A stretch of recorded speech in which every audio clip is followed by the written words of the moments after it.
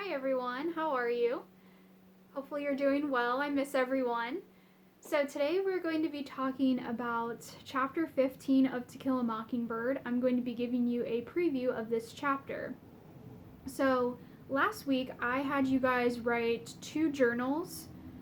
The first one was about when two people or two groups tell you two different things and you're trying to decide which side to listen to, which is the best way. And I heard some really interesting responses and examples for that journal. And then the second one had to do with talking about a mob and what that word means, how you would respond if you saw a mob. So the reason that I had you guys do both of those journals is they both relate to chapter 15, to the chapter that you're going to be reading today. So in this chapter, things are starting to get really exciting. So Tom Robinson, who is the man that Atticus is defending in court for allegedly raping a white woman, has been moved to jail in Maycomb, in the town where Atticus and the kids live. And this causes a lot of things to happen in the chapter. So let's go ahead and walk through some of the questions that you'll be getting as you read the chapter. And I'll try not to give away the answers, but if I do, there might be a few little freebies in here or a few little hints. I'm still going to leave enough out that you still have to read the chapter because it's really good. But here it goes. So the first question has to do with why the first group of men shows up at Atticus's house. And this group is led by a new character named Heck Tate. He is the sheriff in Maycomb, and he comes to Atticus's house with other men to warn him that since Tom Robinson is in jail in Maycomb, they're worried that a group of men, a mob, might try to go to the jail, break Tom out, and kill him for the crime that he committed. So in other words, they would be taking it upon themselves to serve justice rather than having the court system decide what is fair and what is the right thing to do. And of course, at this time, we don't know if Tom committed the crime or not. So killing him would obviously not be the right answer here. The second question in your set of questions is, why does the second group of men come to talk to Atticus? What do they want? And the second group of men actually talks to Atticus at the jail. And the second group is the angry mob. So in fact, there is a group of men trying to kill Tom in this chapter. And Atticus is already at the jail. He's sitting in a chair reading the newspaper. Just classic Atticus move right there. But his real purpose for being there is to, quietly defend Tom. Even though court hasn't started yet, he's there to protect Tom and to make sure that nothing bad happens to him. And so, the second group comes to him and basically says, move out of our way. We're gonna do what we think is right with Tom Robinson. And the last question that we'll go over here is, there's a question that asks, what does Scout do to break up the mob that is at the jail? And I'm not going to tell you what she does, but I'll give you a hint. She talks to a character that we met near the beginning of the book. And it teaches the character and also the other men one of the lessons that Atticus has been trying to get his kids and us as the reader too to learn the whole time, which is it's important to step into other people's shoes and, as he says, walk around for a while. So it's important to try to see things from other people's point of view. And that's what Scout does with her action that she takes in this chapter that I'll let you guys read about.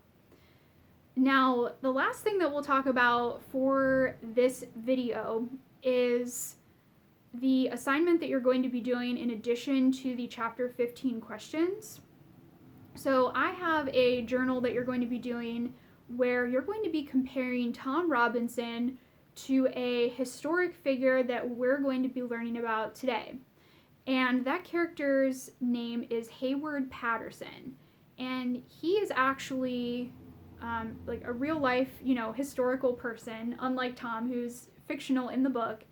But Hayward is actually the person who inspired Harper Lee, who wrote To Kill a Mockingbird, to write Tom's character. So Hayward is almost like the real life version of Tom Robinson, which is cool.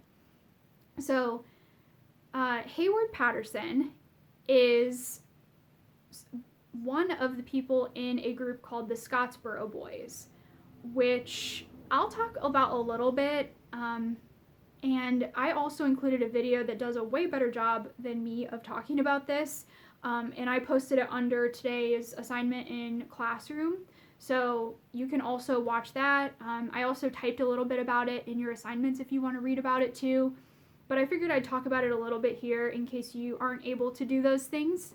So he's one of the Scottsboro Boys. And the Scottsboro Boys were a group of 9 boys and men, like teenage years to like very early 20s, 19, 20, 21, very young. And they were accused in 1930 of raping 2 white women on a train.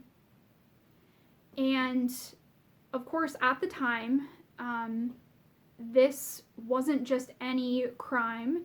It was a crime that would have been taken very seriously and would have been very offensive to a lot of people because of the race issue.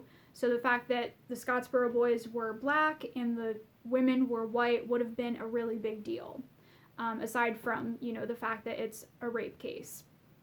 So as we're, in the year 2020 now, we know that the Scottsboro Boys did not commit this crime. And the reason we know that is because of some evidence that came out as these men and boys were being tried in court multiple times. So some of the things that show that they are innocent is, first of all, they were tried or kind of like sentenced by an all-white jury. So today, juries are usually, they try to get a diverse group of people, all ages, all races, as much diversity as they can. But back then, things weren't as fair, especially toward African Americans, and so the jury was all white. So right away, the cards were stacked against the Scottsboro Boys, and they didn't really get a fair chance in court. The second reason is Ruby Bates, who is one of the women who was supposedly raped, actually came forward and in one of the court cases, she said that, she basically took back her statement that it happened. So she came back and said, this actually did not happen, and I am taking back what I said. So that's pretty strong evidence right there that one of the victims would come forward and say, yeah, this didn't actually happen. And then finally, they did medical exams on the 2 women and found that there was no evidence of that happening as well. So unfortunately, now we know, all of these things about the case, but unfortunately back then they didn't, or they just chose not to believe it. So the result was all of the men and boys were sentenced to the death penalty, except for one who was a 13-year-old boy, who was the youngest of the boys, so very young. Instead, he was sentenced to life in prison because he was so young, and they, one of the jurors found or decided that he did not deserve the death penalty. So long story short, all of the boys suffered. They all spent a great deal of time in prison when they shouldn't have. They all went through a lot of different court cases to try to get to the truth. They were all sentenced multiple times to the death penalty, to life in prison, And this court case was huge in helping African Americans get a more fair chance when it comes to trials in court. And of course, it also inspired To Kill a Mockingbird. So you're going to be writing about that and kind of comparing Tom and Hayward that I just talked about. That's all I have for this video. So feel free to watch the video that I posted. Like I said, it's a lot better than my explanation because these are actually experts in legal matters, which I am not.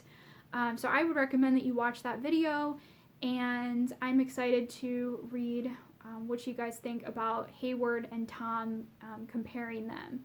So I hope you guys have a good day. I hope you have a good week, and I will have another video previewing chapter 16 for you tomorrow. Bye.